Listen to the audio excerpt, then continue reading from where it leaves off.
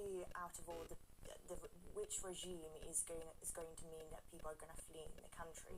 And right now it looks like that under Assad, lots of people had fled the country. So, but can we trust his new regime? Probably not, because as Alicia said, it's a regime that was affiliated with Al-Qaeda. They say they're no longer, but we don't know what that is going to look like yet. So there's many questions what the implications will be for the wider region, but also for the West. Yeah, you made a really good point actually about President Assad. So the Reuters news agency is saying that President Assad on this plane, unknown location, maybe Russia. What do you make, Alicia, of the role of his allies and what they are saying or what they aren't saying right now?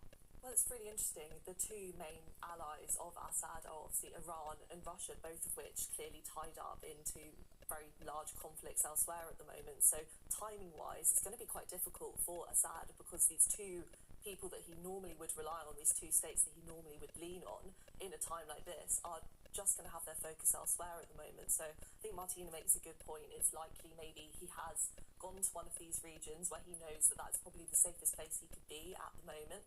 But in terms of the attention really being drawn to Syria and to what's happening for him and his position, I can't really see Russia or Iran putting as much focus as maybe they would had they not been tied up in their own conflicts at the moment. And do you think, Martina, this will be top agenda for Keir Starmer in the coming weeks? Oh, 100%.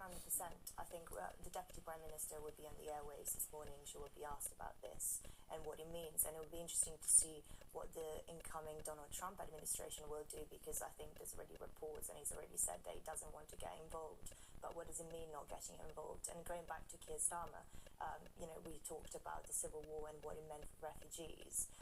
If there is an unstable situation in Syria, that would mean thousands of refugees coming to the UK. So, okay, we'll leave it there. More from us after the break.